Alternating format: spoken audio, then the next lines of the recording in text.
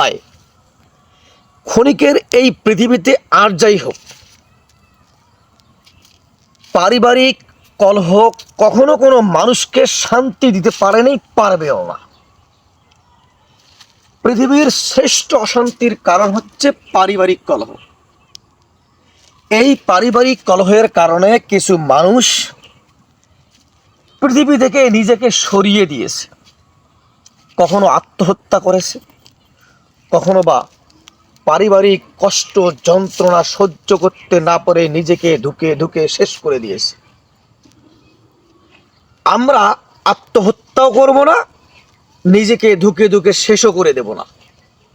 আমরা চেষ্টা করব কোনো প্রকার পারিবারিক কলহ যেন আমাদের মধ্যে সৃষ্টি না হয়, তবেই আমরা সবাই ভালো থাকব। হ্যাঁ ভাই,